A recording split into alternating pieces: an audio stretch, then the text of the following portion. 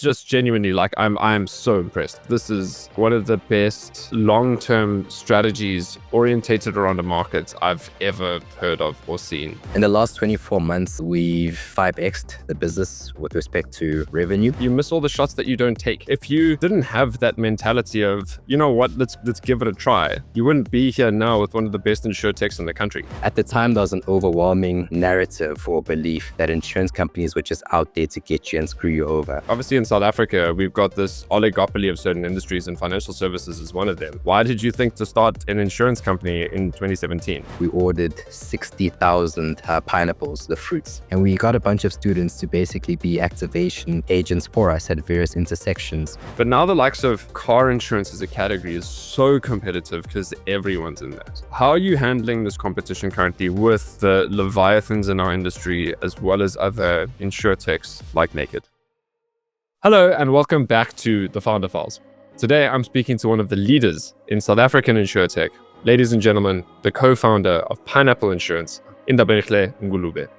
So today we start off with Pineapple's meteoric rise to fame and scale. And if you have seen any of their marketing campaigns, you've seen their billboards, you know they've got a very unconventional approach towards getting their brand out there.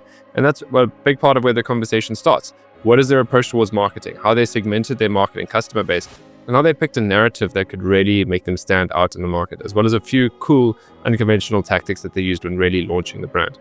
We get into their growth strategy and their bigger picture and their direction, which I think is absolutely genius and extremely focused. And I'm not going to spoil that for you now. It's really absolute gold within the podcast. But then we also get into a lot about the company structure, being 215 people, how that's had to evolve throughout different scales, and also how they utilize OKRs to kind of cascade these results and execution throughout the company. And on top of that, it was how they built their middle management layer and then the struggles of doing so. And of course, ladies and gentlemen, so much more in between and so much value from such an epic and humble and fantastic South African entrepreneur like Nda.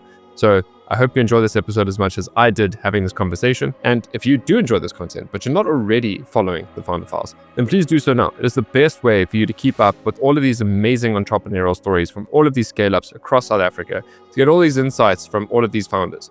It's also the best way to support the podcast, and frankly, the best way to make me feel happy as the host of the podcast. But ladies and gentlemen, without further ado, let's hear from Nda.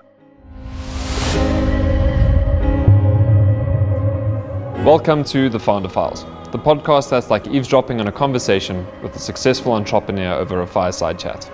Join me, Cameron Coots, through this unique experience of unfiltered stories and insights from scaling founders around the globe as they share their ups, downs, and everything in between.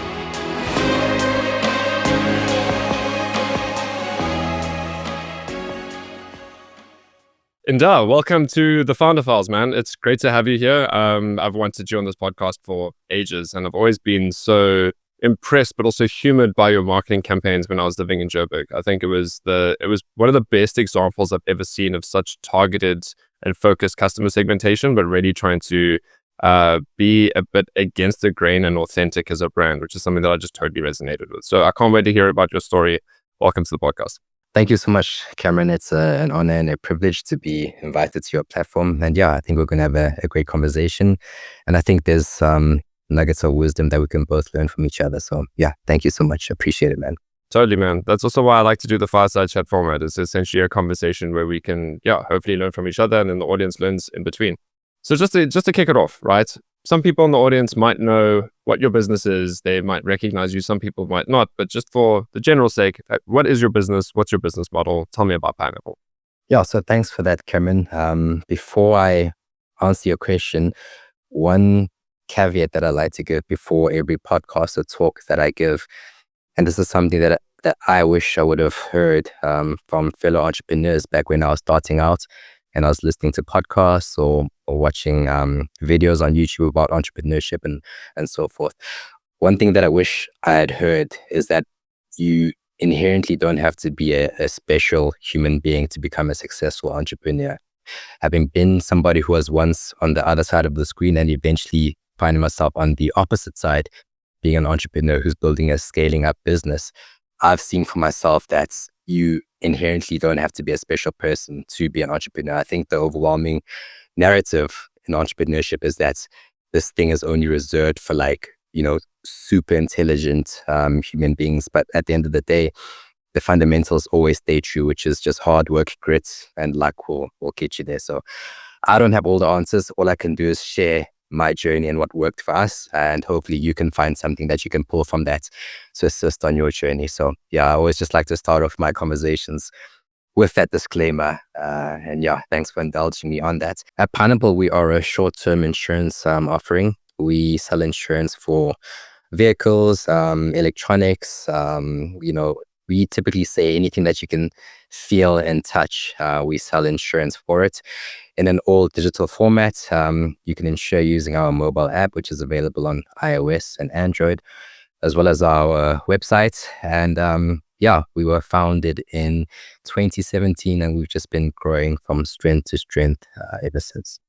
So before we get into like the founding story and understanding a bit more, just for first principles, there was enough to short and long-term insurance. So short-term insurance typically involves more short-term month-to-month contracts, which covers sort of risks around theft, damage, and so forth. These are typically for items or belongings that you can feel or touch.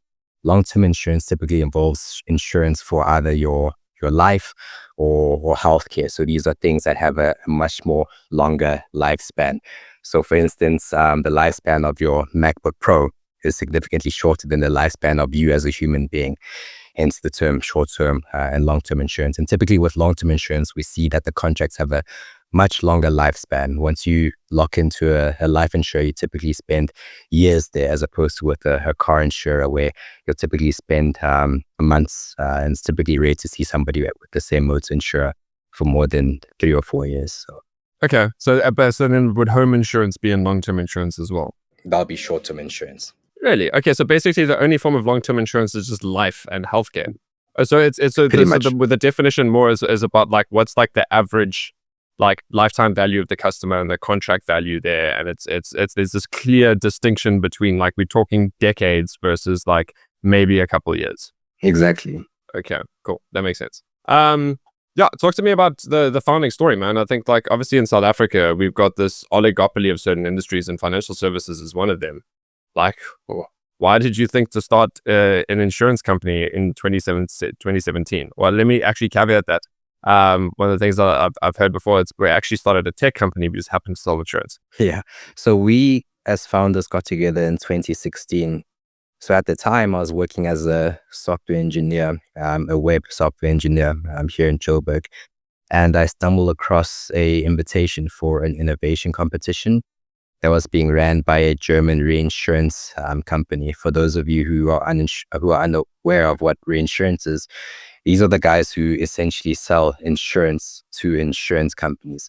So for instance, the likes of Outsurance or the likes of a MyWay, they purchase insurance to cover them in the case whereby their claims experience is insane to a level whereby they don't have enough cash or capital on hand to cover all those claims, and then they put in a claim. So when there's like a disaster or a black swan event or something like that, where it's just like one thing is going to completely sink our whole business, so it's insurance for insurers.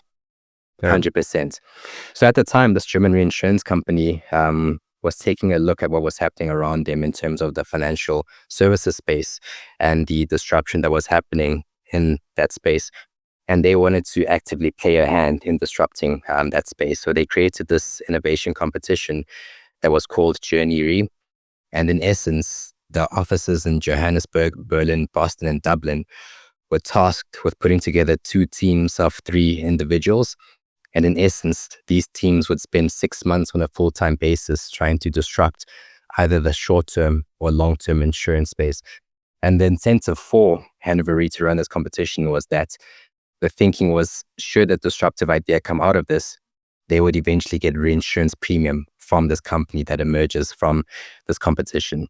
So myself and my co-founders, Matthew Smith and Marinus van Heerden, we applied individually to this competition, and we were fortunate enough to be selected to compete in the same team representing the Joburg office. And that's essentially how we met. So once we got together, we started doing a bit of deep digging to find out what exactly the opportunities and pain points are in the insurance space at the time. And we very quickly realized that the 2 main pain points for customers in terms of short-term insurance was trust and access. With respect to trust, at the time, there was an overwhelming narrative or belief that insurance companies were just out there to get you and screw you over. And people felt as if insurance companies were intentionally denying their claims in order to strengthen the bottom line. So there wasn't a great reputation for insurance companies at all. And then with respect to access, at the time, if you wanted to purchase insurance on a per item basis, so for your standalone cell phone or your standalone laptop, there wasn't really an insurance provider who could offer that. To the extent that you could do that back then meant that you had to have an existing policy, either a motor policy or a household content policy with the insurer, and only then would they allow you to insure your standalone items. Or the other situation would be like you'd be with a telco, and like if we like I've now got a contract for my phone or device that comes with them because of certain packages that they have, and then they've got like insurance as a value-added service. That's the only way it was accessible to get that kind of insurance. Exactly. And even with the telcos, the product offering was very limited. You could only insure your cell phone, you couldn't insure your musical instruments, you couldn't insure like a standalone ring and so forth. So we really saw an opportunity in that. And that's when we actually sort of formulated the idea for Pineapple, which should be a digital first item by item insurer that would allow you to insure these items in a way that's very intuitive and in a way that basically exposes a very immersive experience for the end user. Because what we also found was that, insurance companies, they just have this tendency to make the onboarding process very anxiety inducing. Either they use scare tactics or they use verbose lingo in their contracts, where you really feel as if, man, these guys are out to get me. So we decided to flip that completely on its head and introduce sort of like emojis in our flow. We made the user flow very intuitive. If you wanted to insure something, it was merely a case of just taking a picture of that item with your app. And then we made use of AI to basically categorize that item and then eventually present your premium. And typically in under 1 minute, you'd be insured for that item. So yeah, that's pretty much the backstory behind Pineapple. Man, that's so great that I'm actually going to go on a bit of a tangent now to just discuss customer experience for a bit, because of that point of how anxiety-inducing a process and sales process can be, where it's like the absolute opposite of what a good customer experience is. And there's these 10 questions that I like to share all the time, and I can actually share my screen on this platform. So anyone on YouTube or watching the video on Spotify can see this too. But there's these 10 questions that we've found. It actually comes from Matt Watkinson's book of the 10 principles behind great customer experiences. And the customer experience is really just the entire qualitative aspect of any interaction that they have with the company. So it's whether it's with the brand, whether it's with customer service, actual sales, it's really this entire interaction that they have. And so these are the questions there that are super important. It's like you and Pineapple nailed number one here. Like, does our brand reflect the customer's identity, beliefs, and values? I mean, your targeting of millennials specifically as a customer segment was so key there. Obviously, I want to get deep into that. But like, these are some very useful questions. And just for the people that are not seeing in video, but are just listening to this in audio, the question is, does our brand reflect the customer's identity, beliefs, and values? Do we actually satisfy our customers' wants and needs? Does our promise leave nothing to chance, and is it fact-based? Do we set, meet, and even exceed customers' expectations? And does our offering give the customer better control in achieving their objectives? So those are like some of the first principal ones, just mostly orientated around what the value proposition is. Is it clear? Like, is it meeting and setting expectations? Do we actually deliver on this? And are we putting them in control? But to the point that you mentioned now is this is where the more emotional side of it comes in. It's like, is the company, its products easy to deal with, i.e. stress-free? Does dealing with the company eliminate confusion, uncertainty, and anxiety? And I think this is the biggest thing where people have got this negative perception of salespeople or secondhand car dealers or insurance salespeople because they're constantly trying to pull the wool over your eyes in order to land the sale. That's the perception in the market. And the fact that you're going the opposite of that is just really in line with this. And because I've come this far, I'm just going to finish this. There's 3 more questions. Is dealing with the company an emotionally positive experience? The fact that you're putting emojis in the process there is obviously going to highlight that. Do we cultivate meaningful relationships with our customers? And does our business give our customers positive benefits and actually just make them feel good? That's great. I'll actually ask you to email that slide to me later on. I think we can actually make a lot of use of it here just to reinforce those values. Yeah. Thanks so much, Cam. My pleasure. Okay, so I also want to go full circle back to how this started with your disclaimer, because how you even started your business, like I think the point of success as an entrepreneur still fundamentally comes down to passion, commitment, and perseverance. But it also comes down to like you miss all the shots that you don't take, and it's like this opportunity to be like, hey, like there's this competition, let's enter it and see what happens. And then if you didn't have that mentality of, you know what, let's give it a try, you wouldn't be here now with one of the best insurtechs in the country. Yeah. And in fact, I think if somebody were to ask me, what's your superpower? I think my superpower is just the ability to just shoot my shots and just not be afraid of what's going to happen next. And I think I've seen this as early as when I was in varsity. So I went to varsity at the University of Cape Town, and I did my undergrad in accounting and my honors in tax. But I was really bored with that discipline, and I spent a lot of my free time, that is, in varsity, teaching myself how to code. And once I finished my honors, I had an offer to do my articles at PwC, but then I turned that down, and I rather opted for sort of cold calling via email a bunch of software companies, just asking them, hey guys, this is not what I studied. I studied accounting and tax, but if you guys can just give me an internship, I promise you I can just prove myself and I'll grow. And luckily, one of them actually ended up responding to me and gave me a shot and gave me an internship, a 6-month internship as a software engineer. And that turned into a full-time gig. And I ended up spending 2 years at that company. And that was merely just off the chance of me just, shooting off cold emails and just asking people to give me a shot. So I truly believe that my superpower is just, not being afraid of the consequences of just asking people for things or asking for opportunities. And I'd really urge people who are listening to this podcast to adopt that as well, because the worst thing that can happen is that somebody either ignores you or says no, but you'll still live. 100%, man. And for me, it's so interesting you bring that up, because I had a significant realization about this week, where I've always intellectually understood that, but I've never really been able to onboard that into like a personal belief system. And I realized where it was coming from. A lot of my stress and anxiety came from being attached to an outcome. So like sending that email to a software developer and it's like, okay, the outcome that I need is getting a job, or to be perceived favorably, to be seen as someone who's competent and worth hiring and doing all these things. And part of the realization was like I can't control these things. I can only control my action and my behavior. I can control how I show up on that email, and I can show up what I do. But after that, it's going to go how it's going to go, right? I can't do anything about what they're doing there. And I mean, obviously this realization came this week, so chat to me in a couple of months when I've like tried to actually practice this. But it's this point of if we get focused too much on what the expectation of an outcome is in a situation, instead of focusing on what we can actually control, we can often get too stressed and anxious about it, and it gets in the way of us actually doing something and taking a chance. So I love the fact that you had that baked in from the get-go. And I just want to give one more example of that, but this is in relation to one of my co-founders. His name is Marinus van Heerden. He's our CEO. He's somebody who's really, really good at this. And by this, I mean just shooting his shots and then not worrying about what could happen afterwards. And I'll give you an example.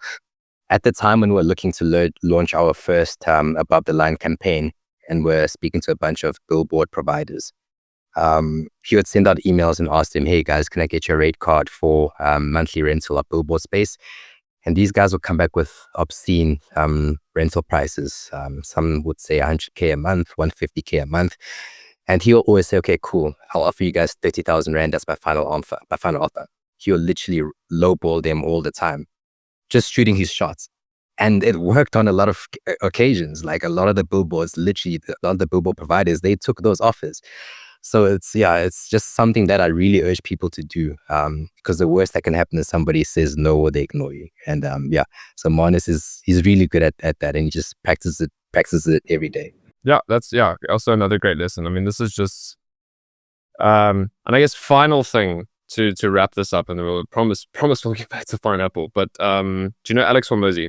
No, I've never heard of him or her. Okay, so he's become quite a global influencer on all things entrepreneurship, really. Worth checking out. He's got good content.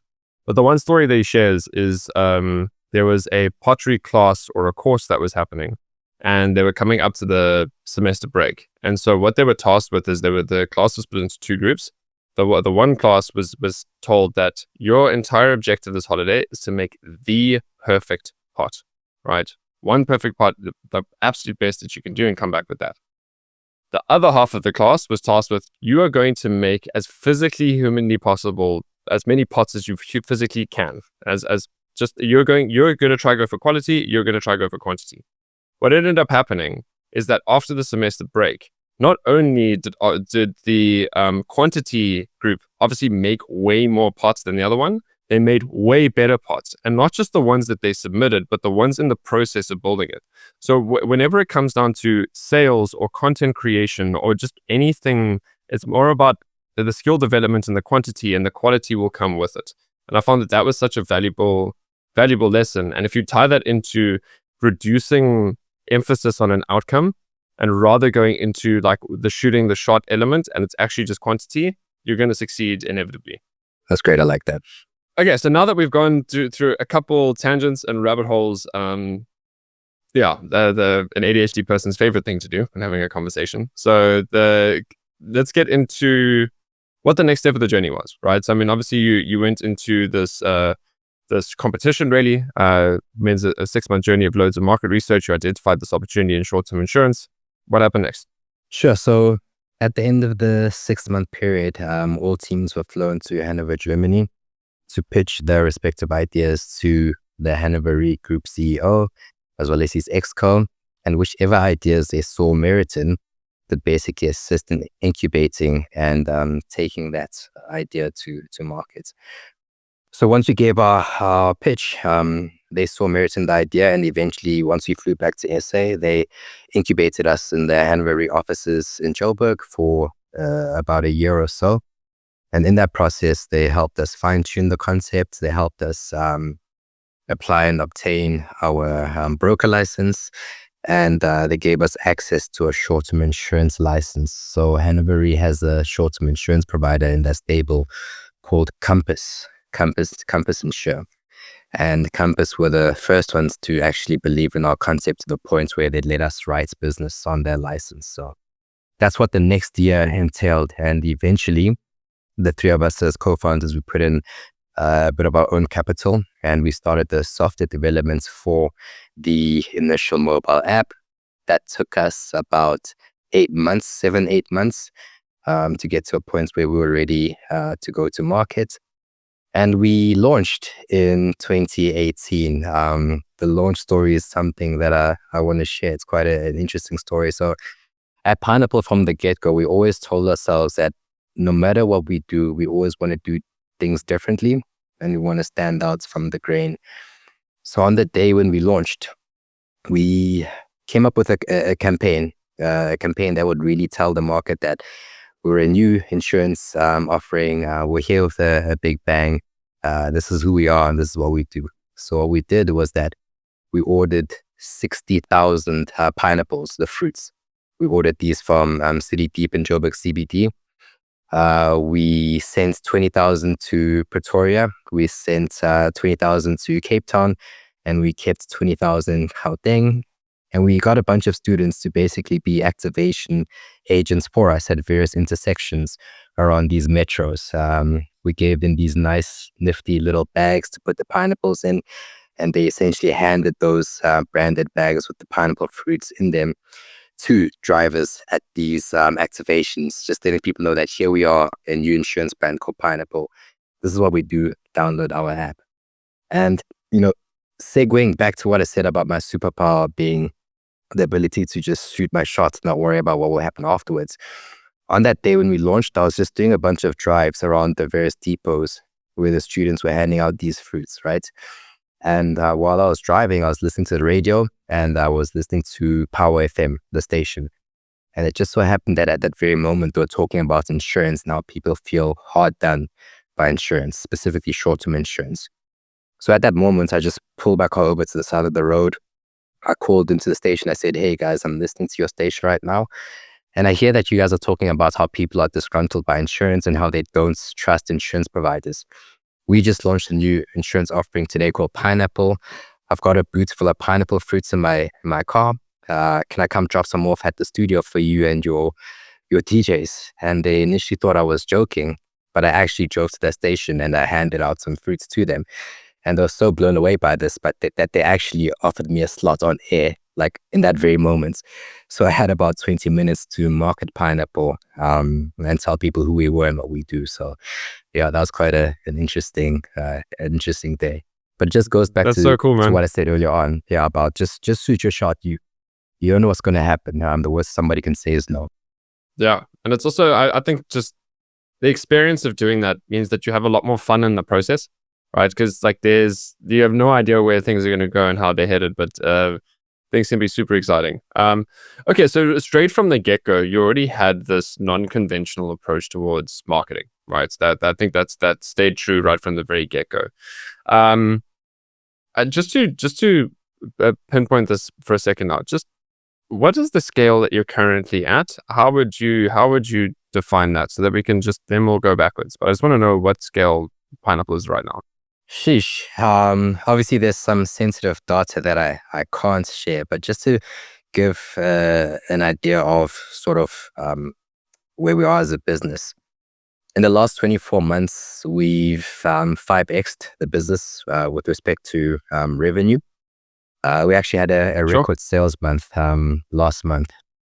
Our cost of acquisition, thanks so much. Our cost of acquisition is aggressively beating the industry standard. So typically for a motor policy, you'd expect the cost of acquisition to sit anywhere between 2.7 thousand and about 3.4. We are aggressively beating that, which really speaks to how we've been able to bring efficiency into our sales process and our lead gen process. 86% of our customers are under the age of 45 years old. So this is typically the millennial gap, the millennial segment. And I think what's very important about this is that this is a segment of the market that the traditional guys have really struggled to capture. Whether it's a case of them not knowing how to sell to these guys, or whether it's a case of their product not suiting sort of the purchasing behavior of millennials, they've just completely struggled to penetrate this market. And even better, 50% of our policyholders are first-time insurers, which really tells you that we've been able to speak to people who were previously uninsured and just tell them the importance of insurance. So yeah, I think we are moving in the right direction. Of course, there's still a lot more that we need to do.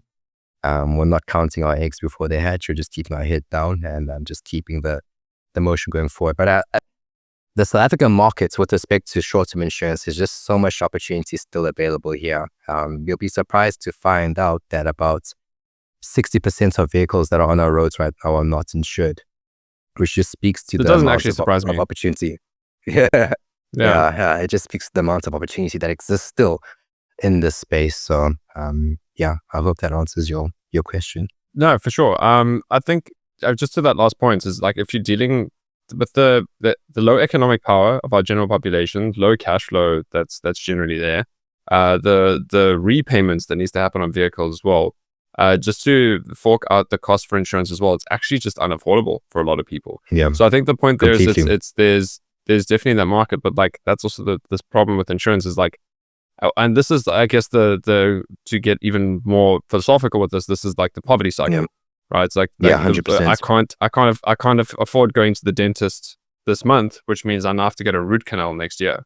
I can't afford like a quality pair of shoes right now where that would last me 5 years, but I need to buy 3 pairs of shoes over the next 5 years for that, and it ends up costing me more money anyway. Same thing from an insurance perspective is I can't afford to pay the monthly premium, but then something happens to my car and it costs me way more money to have to address it or solve it there, or I deal with a damaged vehicle and my asset value is just not worth it. And so it's a really difficult problem to deal with. So before we go into the next topic I want to chat about, but I just want to know what your thoughts are on that. I'd like to pause here for a moment to talk about why it is that we run the Founder Files in the first place, why we've done over 100 episodes, and why we have no intention of stopping anytime soon, and how it is that we go about actually funding this so consistently. And to start off with, the purpose of the Founder Files is to give established entrepreneurs practical stories and insights from people that have been there before, so you can avoid years of trial and error in scaling your own business. And the reason why this is so important to us is it relates very directly to what the purpose of Metavolve is, which is the entity that funds the founder files in the first place. And that is to accelerate the time it takes for entrepreneurs to build businesses that are able to thrive without them. Practically, what that looks like is our mission statement to ensure that as many founders as possible can take a holiday where they actually switch off whilst their business keeps growing. And the reason why this mission is so important to us is because as many entrepreneurs, we built these businesses to potentially work less, right? Have a sense of freedom, but we found ourselves working harder than ever. And we thought when we conquered these original problems around survivability and getting to product market fit, we then achieved growth. And then the nature of the problems that we have now fundamentally changed. And we found ourselves working harder than ever, right? We're working longer hours, we're making harder decisions, people are coming to us, we're having to put out fires, and it can feel so intense, and we're constantly getting pulled back into operations because of the fundamental reason that no one knows our business like we do. And this is where Metavolve comes in. We use strategy as the process to really download all of your knowledge, all your thinking about your business, about your market, about your product into your management team so that they can be empowered to execute while you focus on growth or frankly doing what it is that you want with your time. So if you want to hear more about what Metavolve does and how Metavolve can help you attain a new level of freedom in your scale up, then click on the link in the description below and let's have a chat and a curiosity call to see how I can share some of the insights I've learned from working with and interviewing over 200 business owners in the past 3 and a bit years. But that's it from me for now. Let's get back to the episode. Yeah, you raise a very good point there. I mean, if you're barely meeting your basic needs at the bottom of Maslow's hierarchy of needs, like insurance is going to be the last priority on your list. And I mean, we saw it happening with the hard lockdown. The moment the economy shut down, the first thing that was thrown out the window were insurance policies.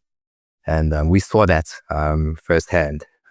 So yeah, it really does leave a lot to be desired with respect to economic growth here in Africa, and just giving people the opportunity to climb up economically.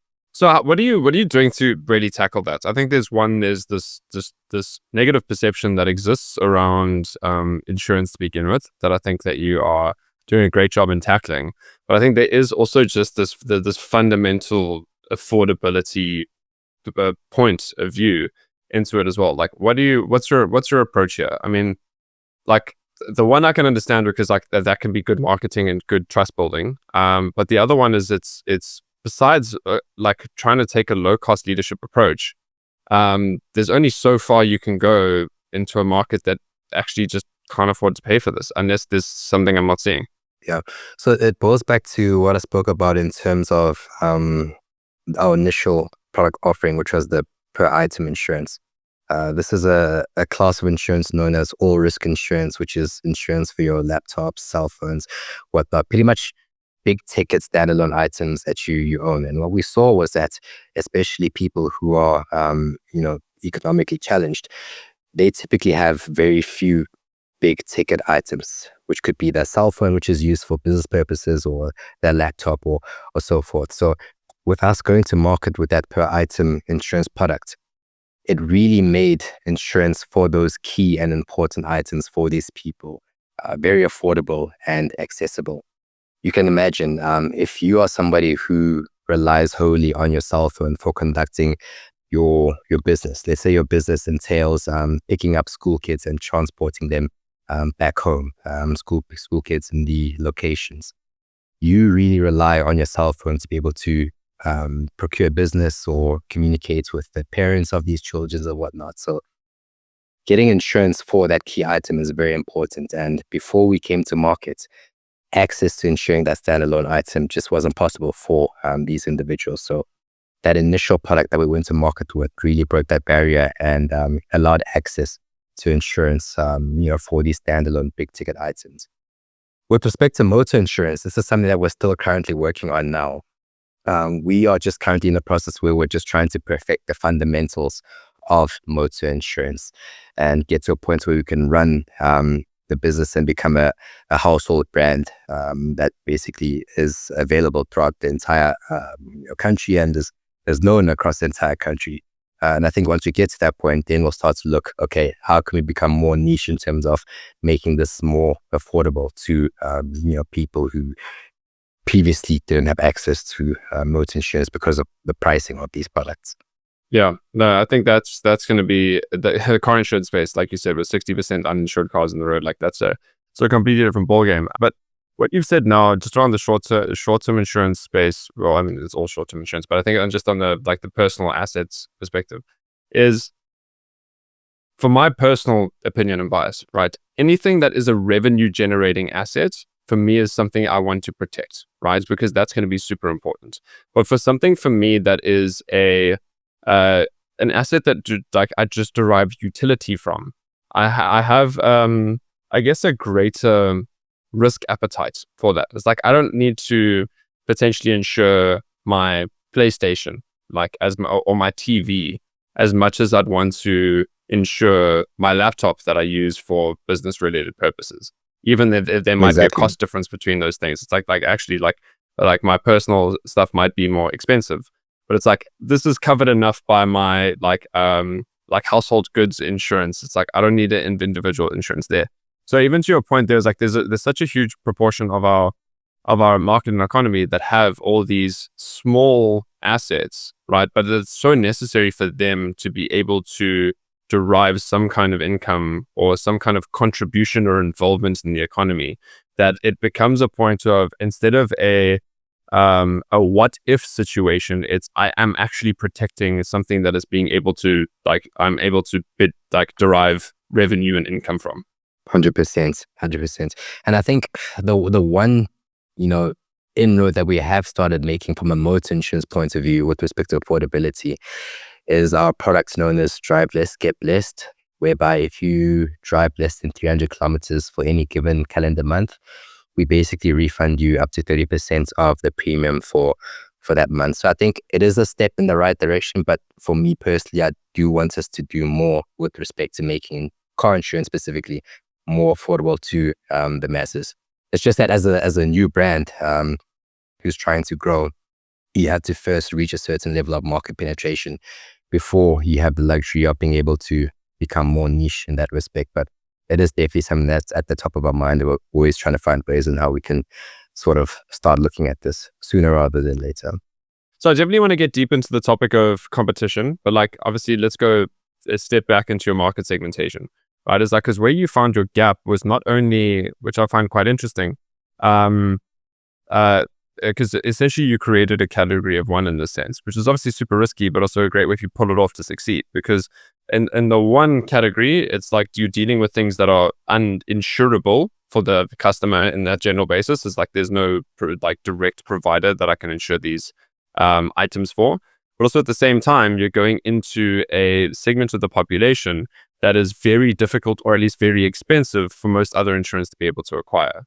So you looked at them as like, okay, well, where essentially can we go where this is not even blue ocean strategy and thinking? It's actually just going to the fact that it's like, where can we formulate a category where there is a competition is actually irrelevant, and our main competition is actually the indecision of the buyer and the customer that we're going to be going after, which I just love as a first principle. But how did you really? Yeah, how did you work that out from going from that original launch, like the brand launch, and down to the like segmentation and niching down and figuring out that spot? So at the time when we launched the business, as co-founders, we were around the age of 26, turning 27. And we were privileged enough to have vehicles at the time. But really for us, our core big ticket items that we owned were the likes of cell phones, laptops, music instruments, and whatnot. And I think for us being at that particular age when we launched, we were able to really understand the needs of customers who were in our age bracket, being the millennial market. We're able to really intimately understand their needs. And it really sort of ties into our strategy of going to market first with the per item insurance products. You can imagine as a new insurance brand, here you are essentially asking people to trust you with their belongings, and that you will have the capacity to, pay out their claims should they find themselves in muddy waters. And people are more... And you're not going to do this deep investigation to find a reason why you shouldn't pay for this as well. Exactly. People are more inclined to trust a new insurance brand with small ticket items like cell phones or laptops as opposed to vehicles. So we strategically went to market with that per item product. with the sole basis and plan of building trust around our brand, as well as starting to offer more products as this age group matures and their needs change. So for instance, as I said, we were about 26, 27 at the time. We had an innate need to insure cell phones and laptops. For us personally, that made sense. So it also made sense for millennials in general. And then about 3 years after that, that's when we launched our motor insurance product, because at that age, which is around late 20s, early 30s, the needs of this market change. Now you are starting to earn a bit more money in the workspace. Now you can afford a vehicle. Naturally, with the vehicle comes the need for motor insurance. So we launched motor insurance. And funny enough, we are now in the process of launching household contents and buildings insurance, because at the age that we're at now, which is mid-30s, people are starting to invest in property, be it apartments or standalone houses, and the need for insurance for either the household contents for apartments or the structure of the house is coming into play now. So I think for us, what has really helped was being able to evolve and grow with the needs of the customer. And our overarching goal is to basically mimic the Apple model, where essentially once you fall into our ecosystem, everything makes sense. We start to offer you products that meet your lifestyle needs and your demands and so forth.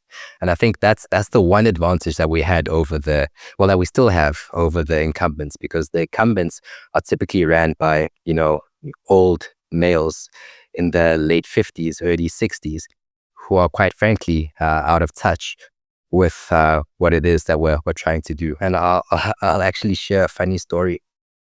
At the time, just before we launched them, we were shopping around for an insurance license to sell our products on top of.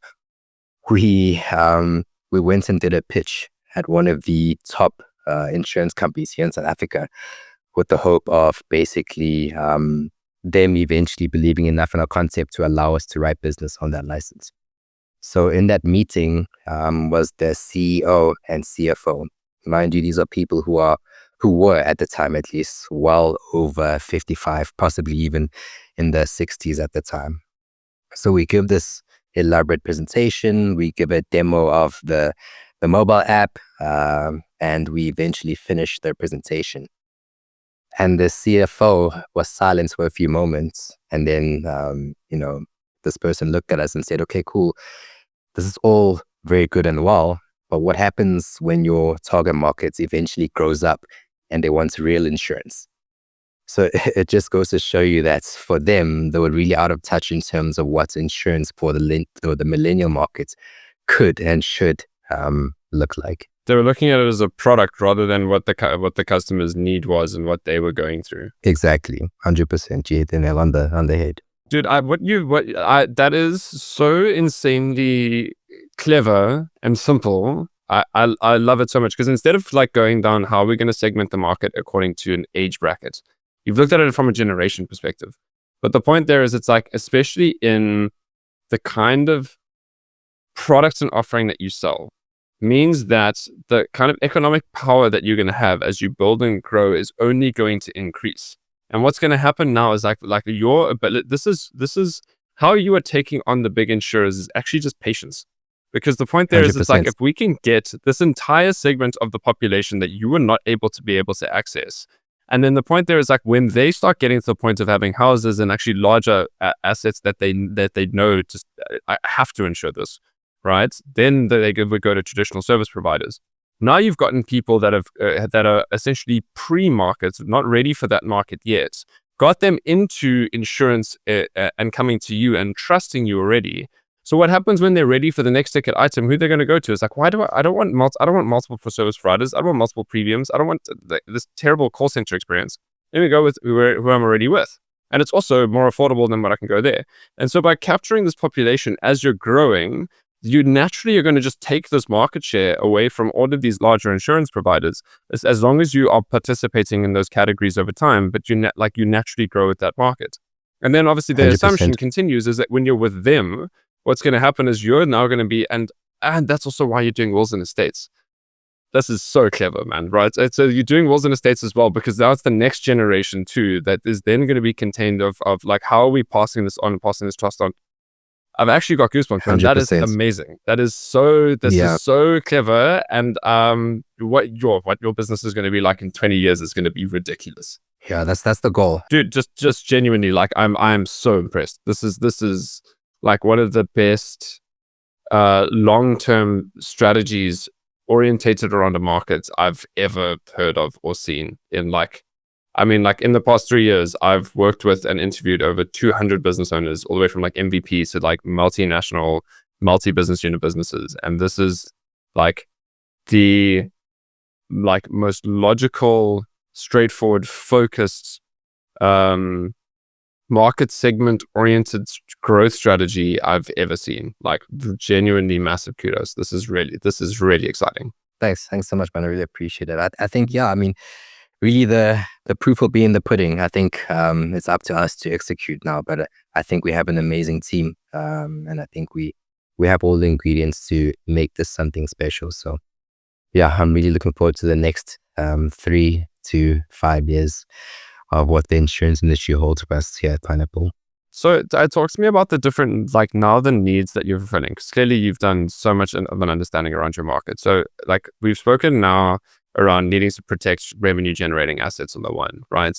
Talk to me about how this kind of stack of products fits in terms of car insurance and now wills and estates. Like, how does this integrate in terms of like, what are these like core fundamental needs that this market is addressing?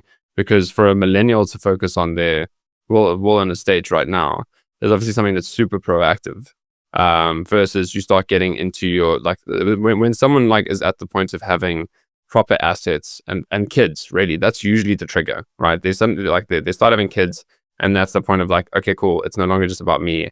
I need to make sure that what I have doesn't go to the government. But there is I can intuitively pick up, there's a golden thread of a need here between all of these that's relevant to our generation. Talk me through it. Yeah, I mean, I guess it really boils back down to that, the concept of the ecosystem and getting people into our ecosystem as early as possible.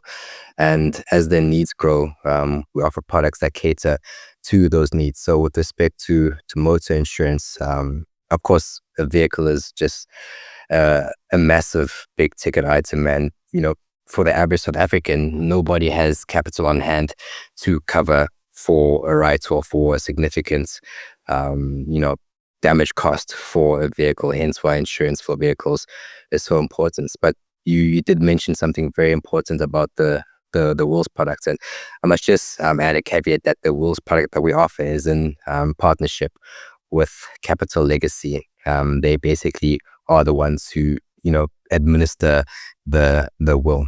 We work in partnership with them for the purposes of distribution for that product. But for all intents and purposes, that product is pretty much white labeled as a Pineapple Wills product in partnership with Capital Legacy. But to answer what you said, you're completely correct. We're at the age where people are starting families, people are having kids, people are thinking about family continuation and the passing on of wealth. Hence why the need to have a will in place is so important. But I think why that Capital Legacy / Pineapple Will product is so important is that what a lot of people don't understand about having a will is that the mere act of having a will alone is not enough. People often aren't aware of the estate duty that comes with the administering of a will should you pass away. And what that essentially means is that should you pass away, I believe currently estate duty lies anywhere between 15 or 25% that is taxed on the total value of your estate that you have to pay in cash, which typically means that your family that's left behind who inherits your estate, should it be a house, a bunch of vehicles or whatnot, they're put in a tricky situation. Exactly, 100%. They're forced to liquidate just to cover this estate duty. But what this Capital Legacy / Pineapple product does is that it allows you to buy insurance for the estate duty, such that should you pass away, the remaining family that essentially inherits your estate, they put in a claim for this product, and that claim pays out to cover the estate duty. And in essence, Really they cool. basically take ownership. Yeah, so That's a very important thing that people need to be made aware of when it comes to wills. Having a will alone is not enough. You have to think about who's going to handle the estate duty, because it's a very exorbitant expense to be left on your family members. Yeah, 100%, man. I mean, like even for me, it's like I'm going through a process, unfortunately, because of my grand passing, and it's been over Sorry to hear 2 about years that. in the States. Thank you. It's been over 2 years, and there's still this process of the estate wrapping up, and it's just it's like besides that, the administration with the master's office is just so intense.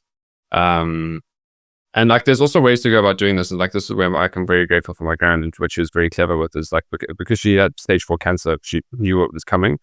And so what she transitioned in a bunch of her estate into a trust, right? And so with that is meaning that like that, and we were then beneficiaries of it. So like that was immediately then protected before having to go down this path as well. And then there would be an issue more of profit distribution and income tax for us as individuals, rather than just cool. Before even considering your profit distribution income tax, there is still this estate duty tax as well, and then it's just these chunks. But yeah, we could get into a whole technical conversation around this.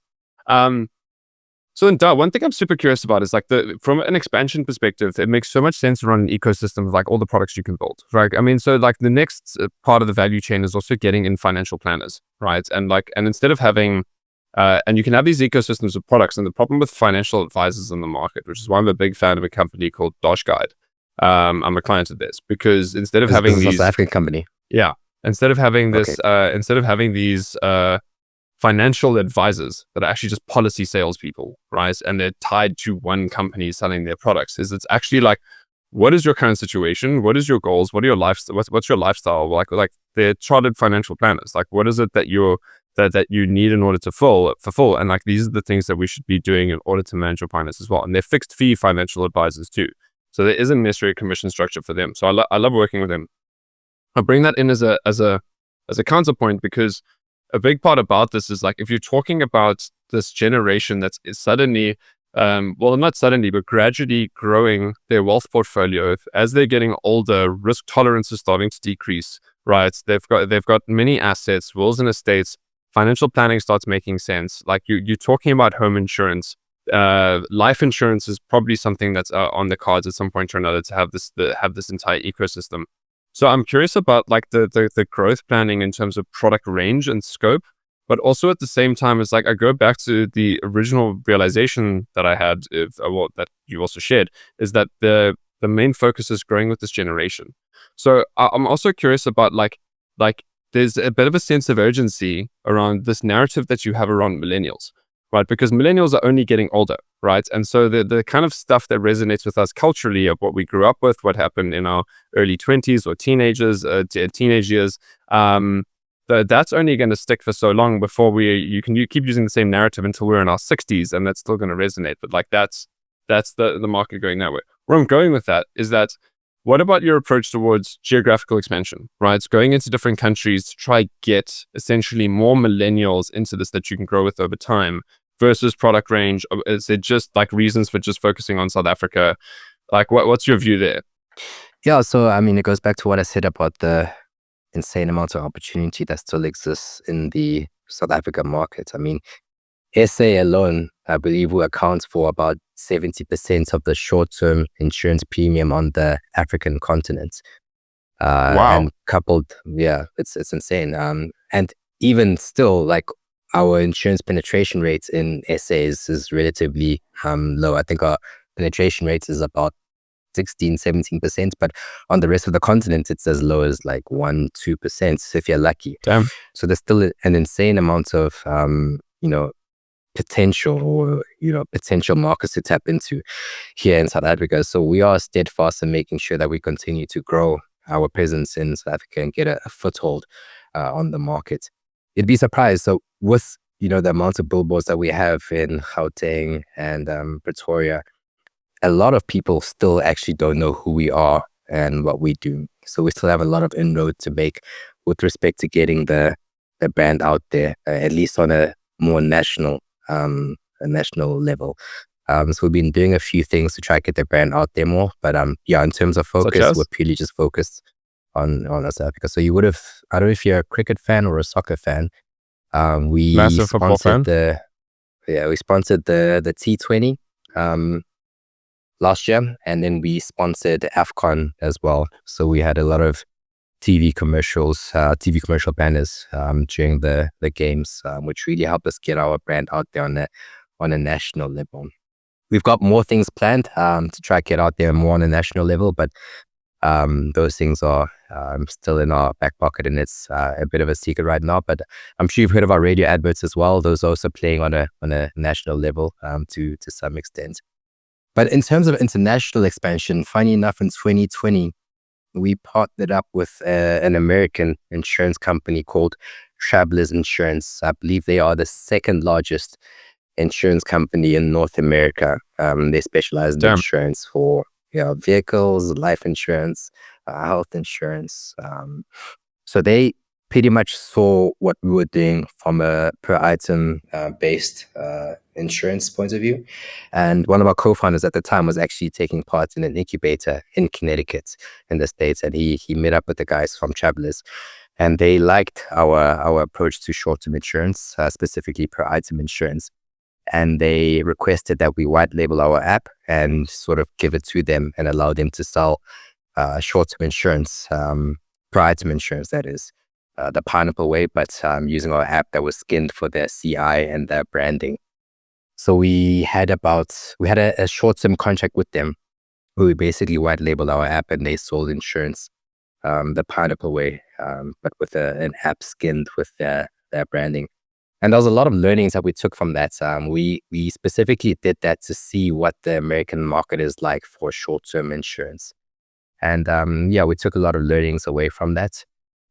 We do have appetite to do something similar to that again in the future, but for now we just want to focus on growing our presence in the South African market. Yeah, I also, again, I love that as a point of growth strategy now, is where you can have your core focus here, really organically growing in this market. There's still so much opportunity, like you said. I mean, the fact that 70% of all insurance premiums are in South Africa on the African continent means that's absolutely, the opportunity here just as a foothold is absolutely huge over time. But even that is like I love that approach of, here's the technology, white label it, go for it. You've put all the effort in terms of selling this, and if you just have the right business model of that, you can seriously win.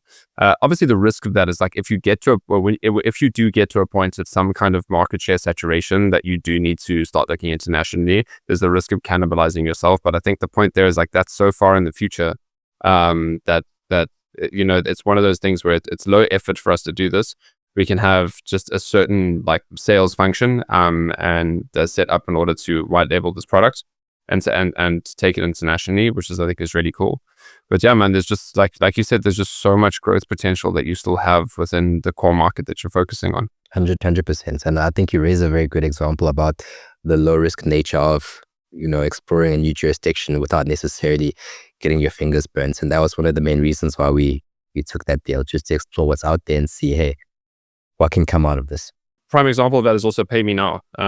So I had those guys on the podcast a couple of weeks ago, and what they did is they tried to go into international markets with their value proposition of earned wage access, and they just realized how difficult it would be because of all of the compliance and what you need to register as a financial service provider in different jurisdictions. Exactly. And instead that they just partnered with someone that was participating in that value chain already, and it's like, here's the technology, go for it. Right, here's the product, and it's way easier, and their overheads are low. They're able to maintain such a core team. What they really truly are is a technology company at the end of the day, and that's what they're selling. So I think it's a really smart way to grow internationally when you have when you're in the financial services space that requires so much complexity around regulation. And the fact that you skip the whole point of needing to understand different markets and different customer bases and how to position yourself in front of them. So now I want to know is, I think what's going to be easy. moving forward. From maintaining a company identity perspective, is the fact that you're maintaining such a level of resonance with a specific generation that you're targeting, growing with them. But now there's the challenging complexity of all of these different products, and especially if you're going to be getting into long-term insurance in time as well. Like, what have the current impacts on your identity been as a company in terms of who are we? Like, what is it that we do? How is it that people know and understand us?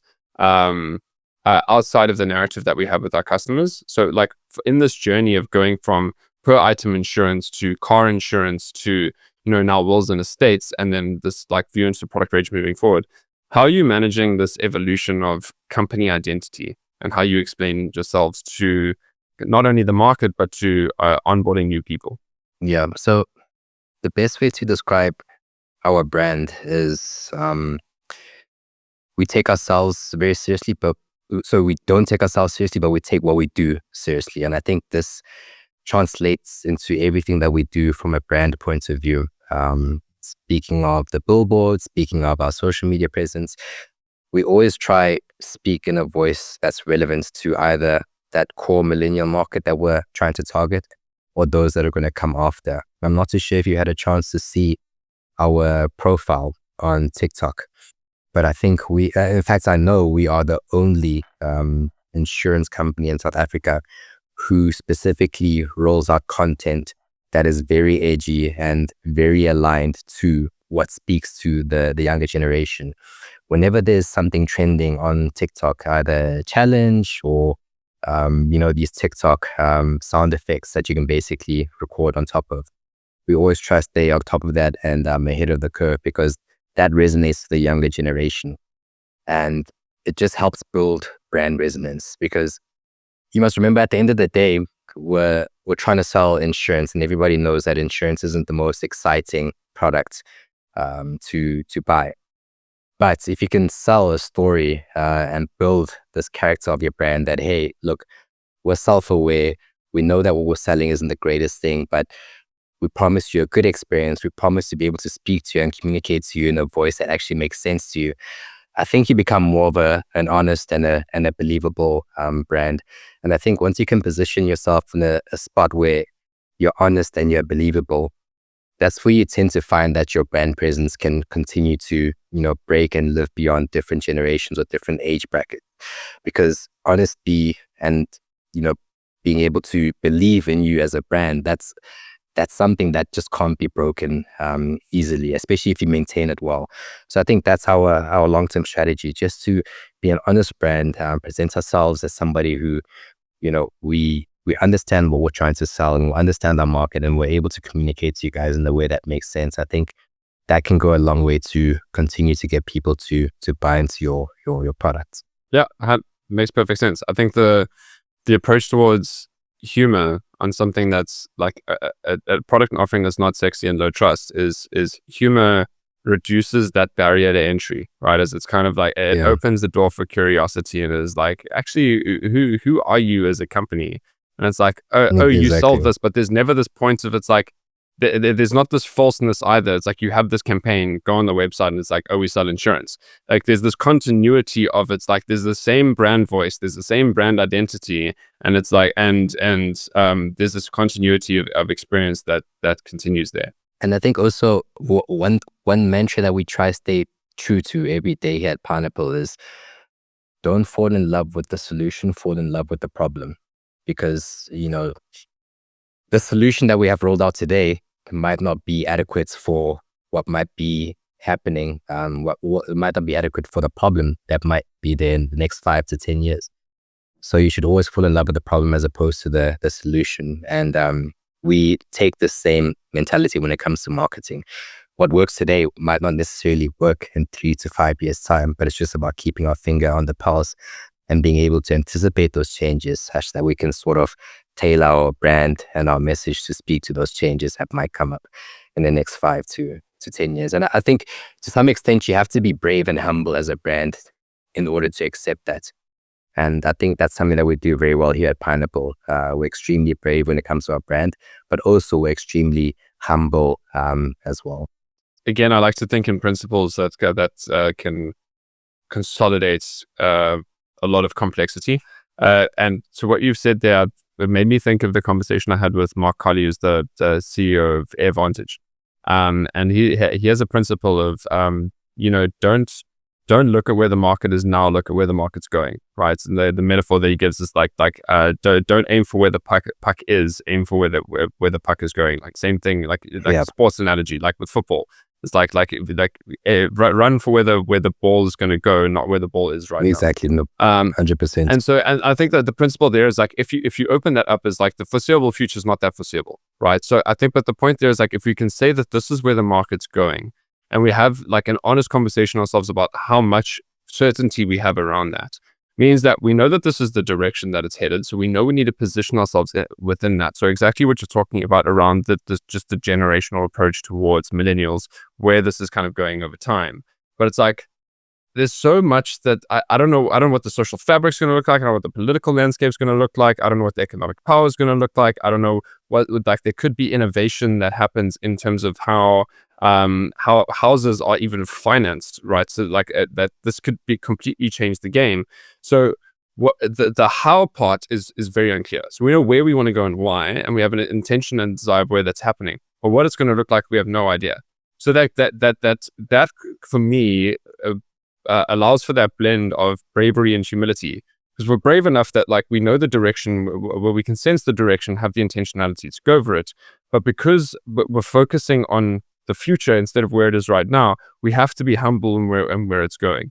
So it allows us to be, in the short term, we can be a lot more targeted around the specific trends, because we know we're not attaching a level of certainty that this trend is going to be like this forever, because it's like we're keeping our eye on the ball here, openness and humility to where that could be going. But what's in front of us right now, we're just targeting it strongly. And I think that's by lifting your head up and focusing on the direction of where it's moving, you have to be open. You can't be there because there is no certainty. And the problem is when you start having certainty, you start having complacency, and then that's when you actually start falling behind. Exactly.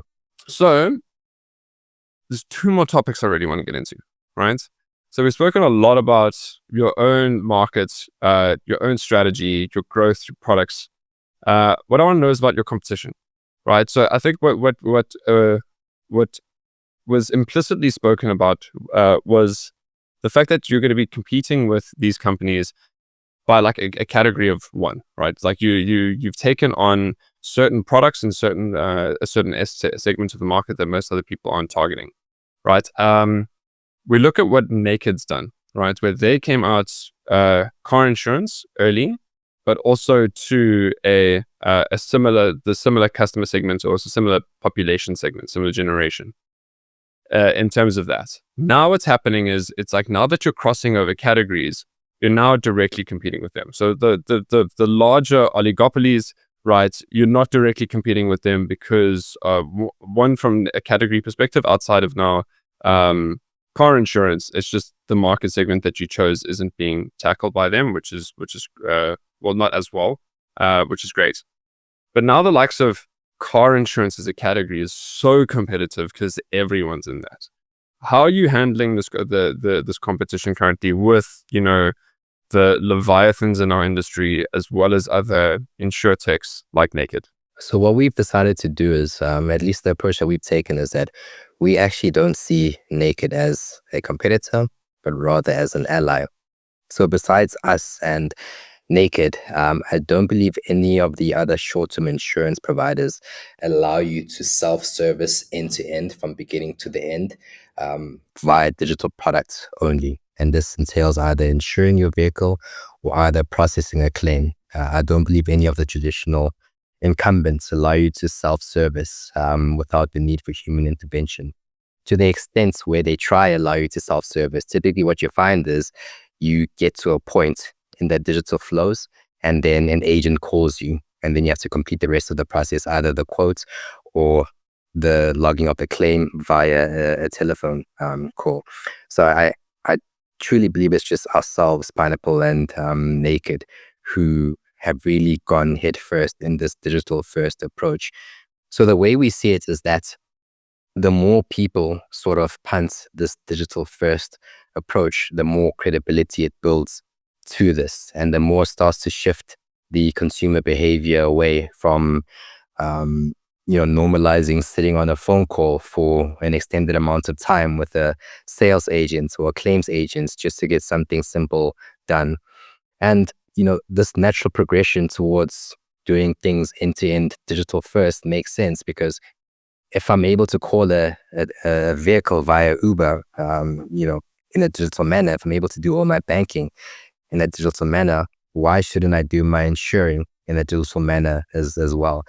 And I think one thing about the South African market is that we're very open to adopting new ways of doing things, especially doing things in a digital format. I mean, look what happened with Check. Well, look what's happening with Checker 6060. If in 2019 I told you that a lot of people will be purchasing their groceries using an app, and your groceries will be delivered to you in under 60 minutes via motorbike, a lot of people in 2019 wouldn't foresee that becoming a reality so soon, but it is a reality now, an overwhelming reality that is. So for us, especially when it comes to naked insurance, the more people who are punting this digital first approach to insurance, just the more credibility it builds towards those type of products. And I think eventually it'll be an advantage, because then it becomes a moat for the likes of us and Naked, where the incumbents essentially end up struggling, catching up to us from a technology point of view. Dude, I love that answer, because a huge mentality and paradigm that we have at Metavolve is really being extremely customer centric in our thinking. And so when we view competition, it's more in relation to a need being met. So like the way I said in a very reductive example is like the main competition of most SaaS businesses is Excel, right? It's not a direct rival. And I love that example there, because the main competition that you view is more just got to do with like substitutes of insurance, not actually direct rivals, because the biggest competition is low adoption, right? That's actually the issue, and it's in its inertia within the market segment. Like that's the biggest competition that you have. And what's going to be more helpful to that is more players with a digital first approach, because the more that it gets normalized within the market and is more perceived as something that's normal, the more likelihood that the adoption curve is just going to move faster, right? And so exactly, again, I love that as a mentality, because instead of looking at who are we trying to take on head on, is actually not the rival. It's the inertia within the market, especially because we are very much still creating this market at the same time. exactly, which is really epic. 100%. So like now where you're at as a business, I mean, look, 5xing revenue in 24 months. First of all, that's incredible. I can't imagine what it's at, given the fact that you've been on a scale up journey for quite a while now. You've got these different categories that you're in. Just give me a sense before I ask the next question. What's your current headcount at? In terms of staff, we're currently at about 215, around there. Okay, cool. So that's some proper complexity and leading some like well-designed organization and structure. How have you gone through these changes of structure, but also building out your management team? Because I mean, like, I just want to externalize my thinking, and then like we can work together to pick like the individual topics. But I think the point there is like, because the way this can be structured is you focus on one market segment, right? At the end of the day. So that's great. But then you've got the different product categories that you can have different business units for. Like, I'm curious to know how it's even structured from a P&L perspective. Like, do you have different P&Ls for the different product categories? How are those segmented? Do you have like leadership teams that handle that? You've also grown to a point where I know that especially with the billboard campaigns in Joburg, you utilize external marketing agencies. Comes to a point where you have to internalize your own marketing capability, especially if you want to be as agile as you need to be in relation to social media and TikTok trends, right? It's very difficult to do that with an external agency and provider. It's so important to have that as a capability, and especially as a B2C company. I think there's always going to be a blend, right? I think it really needs to be this depth of focus of having this function internally as well as externally. But then you've got these different product categories. You're focusing on different geographies within South Africa. You can have a functional approach towards designing the structure. Like I'm just curious to know, like, what is it? How is your like business structured now? Is it structured around functions? Is it structured around like product categories? Is it structured around P&Ls? Like, yeah, this is where my thinking is, and I don't even really know where to start, because it would have had so many evolutions. Yeah. So in terms of our team makeup, we absolutely don't believe in segmenting based on products. We segment based on functions that support our overall goal. And I'll touch on this concept known as OKRs. It's a Google methodology. I'm sure you've heard of it. So it's a Google methodology. We use OKRs, but for more predominantly in execution. Yeah, exactly. So in essence, we have our overarching OKRs. And in essence, we segment our staff in terms of the teams that basically feed into and support that overarching OKR.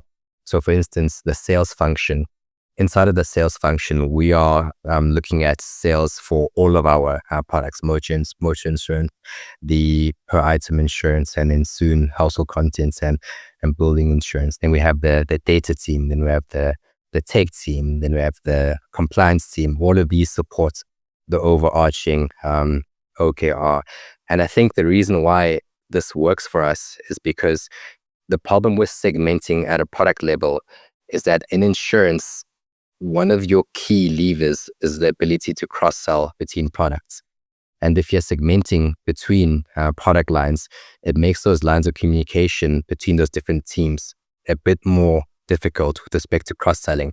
But if you say, hey guys, as a sales team, you guys have the mandates to cross-sell between all of these products. You guys can make those calls amongst yourselves. You don't have to speak to another external team to get that across the line. What that does is that it makes decision-making much faster, and it makes your team more agile with respect to eventually meeting that overarching OKR. So yeah, we definitely segment on a function basis, but all of those functions communicate amongst each other and they aren't siloed. So that's also another key thing to the structure. It's very important that the teams can, at the same level communicate with each other and have oversight in terms of how each team is doing at a metric level. So each team also has their own OKRs. And in our office, in the different sections where each of these teams sit, the OKRs are essentially broadcast on a screen. So I can walk across the sales floor and see in real time exactly what their OKRs look like. When I'm sitting in the dev team, I can look at a screen and see exactly what our OKRs look like. So overall, everybody in each team has a sense in terms of how all the other teams are doing in efforts to meeting that overarching OKR at the end of the day. So what I'm curious to know is that how would that be cascaded, right? So because at least in terms of our approach towards developing strategy, is it's same principles, like what is our strategic direction? So what is our vision, our mission? What's our purpose? What are our long-term goals? And then obviously we've got our own methodology that's more specific to more like the less than 100 people kind of organizations, because there's a more like just the focus on agility and execution. But now there's this kind of cascading of OKRs where it's like we have them for the company. And then in order to achieve whatever these goals might be, these need to be broken down into sub things that need to be achieved, which still transcends across functions at the end of the day. But then what I want to know is like, talk me through what that looks like, where it's a like the goals and OKRs that transcend functions, and how those get broken down into the level that start becoming function specific and then team specific. And like, if you can give as much detail as you're comfortable to, I'd really love to see the practicality of how that's cascaded, because there's a real science and art towards setting and cascading OKRs. Yeah. So I'll give you a very watered down example in the context of Pineapple. Of course, I can't really divulge too much because some of it is very sensitive information. But for instance, let's say our overarching objective is to sort of on a monthly basis hit a certain amount of policy sales every month, right? And then we look at all the teams that basically across products. Exactly, across products. Our overarching goal is to hit a certain amount of premium growth per month. And then now you have all the separate teams that support that function. So you have the marketing team, you have the dev team, you have the data team, you have the sales team. And I'll just give you high level examples. Sorry, before you go into it, I just want to actually just again understand the objective and the goals, because it's the point is it's both a customer acquisition and retention goal at the same time. Because if we're targeting according to number of premiums, it's not just around looking at new customer acquisition, it's also looking at upselling existing customers as well. So the most important thing at the end of the day is how many premiums we get, and like that is like the core metric that's going to be driving our growth. Exactly. So you actually raised a very good example about customer acquisition and retention. So that's a key result that sits here in the retentions team. because that's something that we will track on their side, because that feeds directly into that overarching Yes. objective. And then with respect to, I'll give you another example, the dev team. Our key results there is to see sort of how many story points, how many developer story points can we burn per week? There's a minimum amount in terms of a target that So we try to I don't set even for our understand what that developers. means. Yeah, in essence, what a story point is, it's a measure of the complexity of work. So it's in essence a measure of productivity per developer. But then on Okay. top of that, we measure that against the amount of tickets that get rejected, at a quality assurance level or a code review level. So basically what we're measuring as a key result for the dev team is how effective are developers at completing their work. And this essentially Okay. feeds into the overarching goal, because the more features or bug fixes we can get out, the more quicker premiums will get we sold, can. especially if you're a digitally driven like 100%. customer journey. 100%. And mind you, all of these metrics that I'm labeling at a team level, we track those on a daily basis. And every morning, each team has a stand up and presents the previous day's, key results. And they speak about them. They ask themselves, okay, cool, what did we do? What was it that we did well yesterday? What can we do better today? And so forth. And I guess from the marketing team, a key result will be, okay, how many leads are we getting in? What's the quality of those leads that we're getting in? And so forth. But all of these, the key results are tailored at a team specific level, but the objective of them is to always feed towards that overarching goal. Yeah. So there's always a company level objective, but then key results will be cascaded according to a team and function level. Do you cascade this down to an individual level, or do you treat it very focused as it's more the key results as the team and how we get there? So how do you cascade that down into individual performance? So we even go down to an individual level. Likewise, as I said, with these meetings that we have every morning, each team looks at the stats of the individual in that how team. much they contributed to this key result, really. Exactly. And we don't do that in efforts of like trying to point out the bad performers, but we want to promote sort of this idea that if you aren't performing well, you can sort of get to a place where you're performing well because somebody else in your team is doing that. And if you can sit with them and be close to them and see how they conduct their day-to-day activities, the idea is that will motivate you to get to that point where you're performing in a much better fashion. And I think also it becomes like a self-regulating system, because nobody wants to be that individual who is the slacker, right? Typically what I've seen in corporates is that when people aren't measured and somebody's productivity sort of isn't necessarily known or quantified, it's easier to slack. But I think if it's known and sort of projected what your productivity looks like, it becomes like a self-regulating system where you yourself, you want to prove to yourself that, okay, cool, I can be a high performer. I can take things to the next level, and so forth. So we've really been able to sort of build a system of high performance based on this overall system.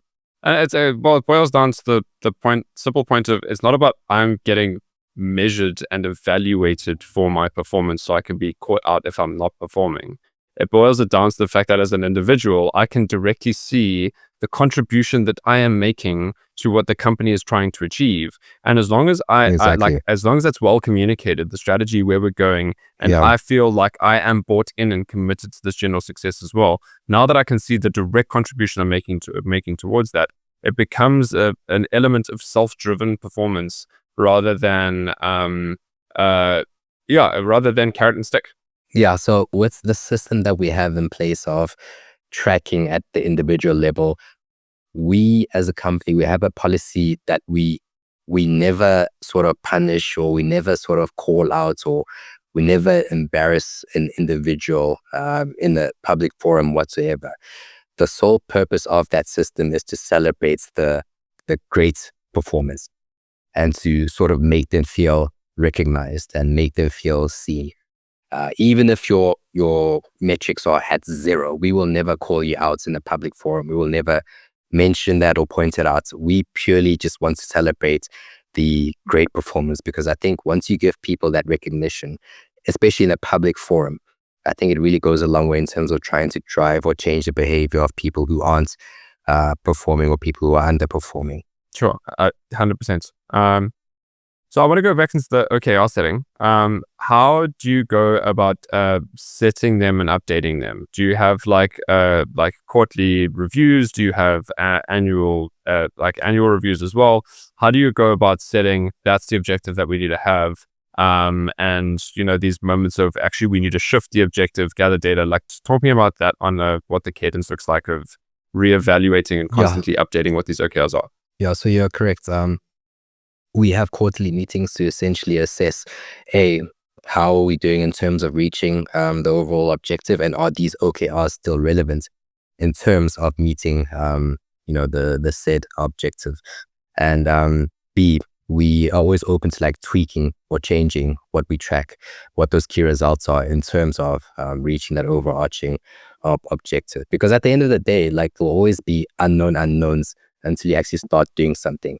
So you might think one way, or at least one key result is great for tracking something, but then after a while you realize that, no, man, I think there could be a better way for us to be doing this, or there could be a better measure of us heading towards this goal. And then in the next quarter, we'll tweak that up. But the most important thing is that at a company level, that overarching objective is visible to everyone. So regardless of whether the key results change, everybody can always see how we're tracking towards that overall objective. And I think that's very important. I think that's something that a lot of people, or at least a lot of companies, take for granted, because I think if people can get a sense of tying what they do on a day-to-day basis at your company to that overarching objective, I think it gives meaning. It gives more meaning to your job, because you're no longer just doing something that floats into the void or the abyss. You actually have an impact in terms of the company moving towards its goal. And I think another thing that helps with is that the idea of promotions, or the idea of raises, it no longer becomes subjective, but rather it becomes objective, because you can say and you can see and you can link your individual performance to that overall objective. And we have this policy here at Pineapple where we believe in what's known as a hierarchy of competence, which is that, we do have a hierarchy, but it's based off of competence, meaning you get promoted just by displaying competence. It's not a matter of how long you've been here at Pineapple. It's not a matter of who you know. It's not a matter of your age and your seniority, but rather you showing competence. And this has gone a long way in terms of motivating people to, push hard, because there's visible evidence of people who started at one point but ended up at another point. And I'll just give you an example. The individual who is currently leading our post-sales team, she actually started off as a teller at KFC before we were put in contact with her. But we just recognized just a pure unadulterated hunger that she had, and the ability to just make things happen. So we brought her on board, and we've been growing with her ever since. Nice, man. I think you'll like this framework that I found about talent. So talent is equal to competence multiplied by commitment multiplied by contribution. So competence is simply how good are you at the job, right? And the thing is, I think where a lot of people can struggle with or fall short is they'll associate the competence at this job and be like, okay, cool, now you need to get promoted into this one. And then they'll fall short. But the point there is, it's like the competence is in relation to the job. So when looking at succession or promotion, it's like when reviewing competence is like, how good are you going to be at the job now that you're in versus what the next one's going to be.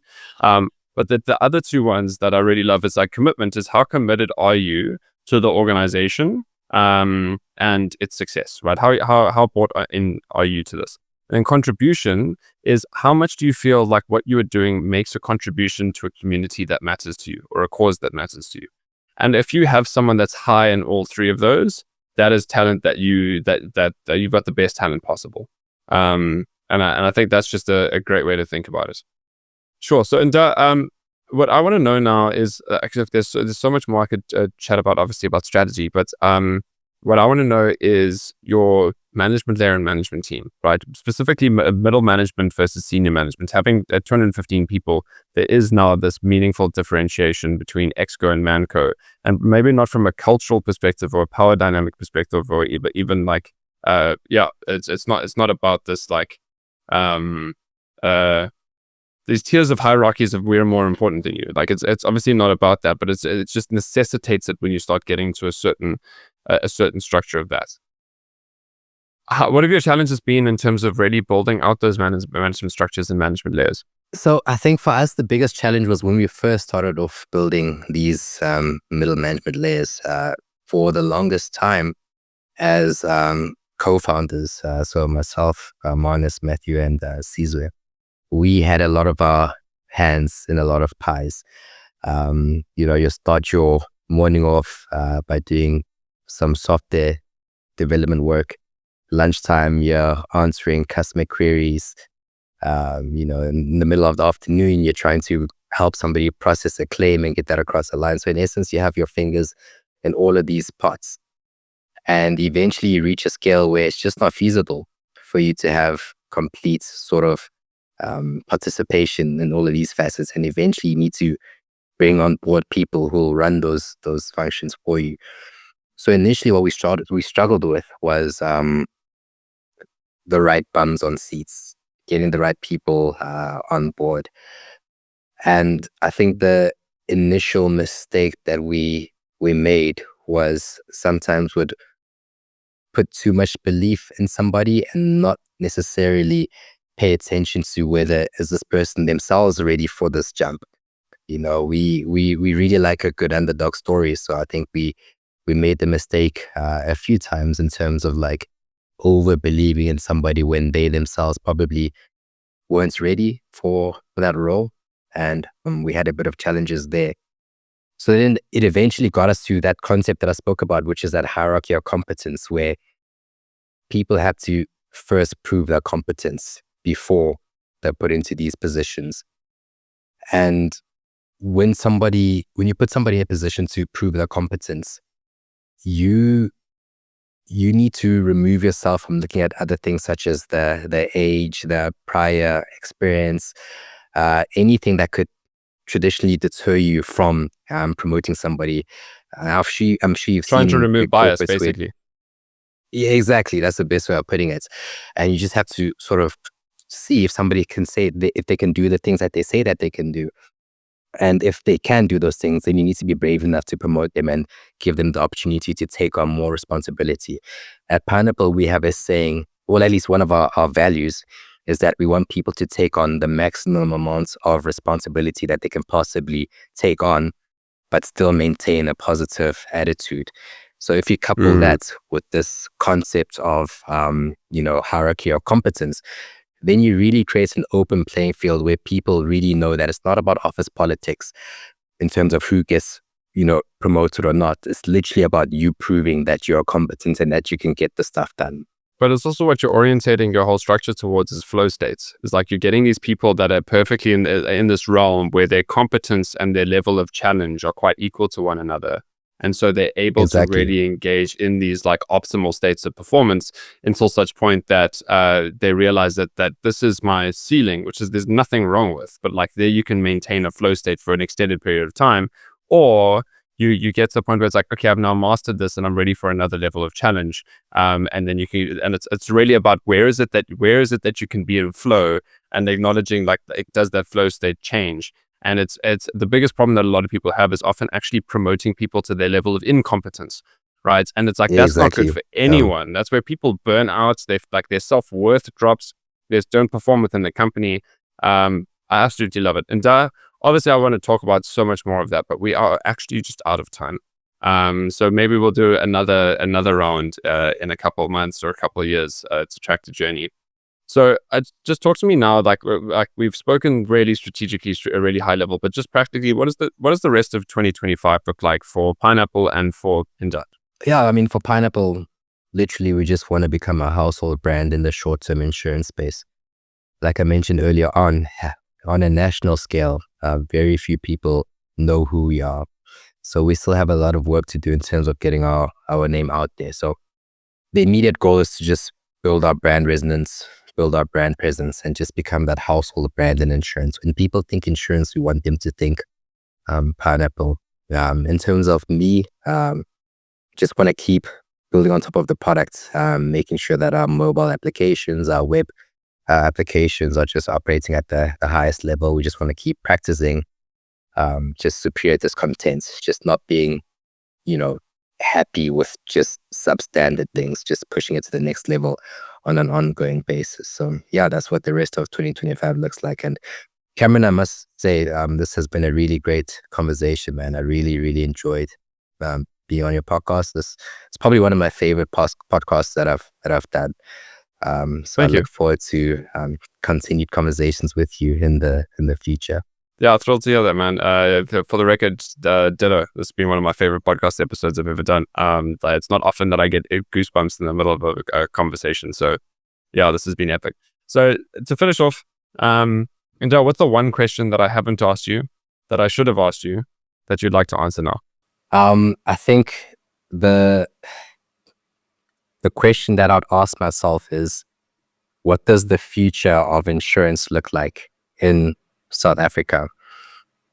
I think that's a question that I'd ask myself if I was in your position. And the answer that I'd give there is, in this industry, we collect a plethora of data, but I don't think we're doing as good enough of a job to use that data to automate a lot more of the processes in the insurance value chain. So for instance, why can't we do things such as auto pay claims the moment you put it in, based on data that we have of you that paints a picture of you being a low risk of fraud type customer? There's just so much more we can be doing as an industry with the data that we collect. But in order for us to get to that point, I think the regulator or the legislation needs to keep up with these changes in the technological landscape. So yeah, I think that's what I'd ask myself.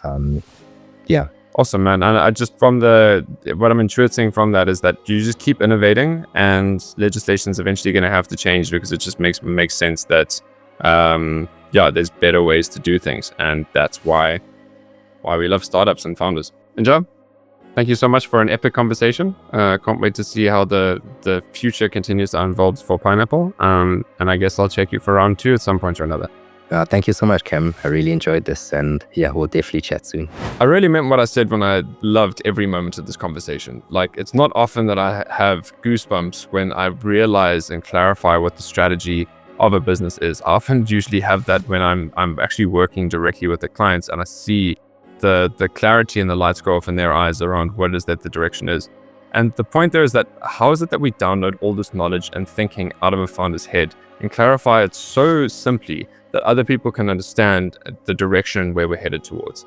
And this is why I love doing the podcast. It's like I get to unpack founders' stories and their strategies, like in down what they're doing with Pineapple, to the point where it's like, okay, cool, I really get that. And then the audience can get it too.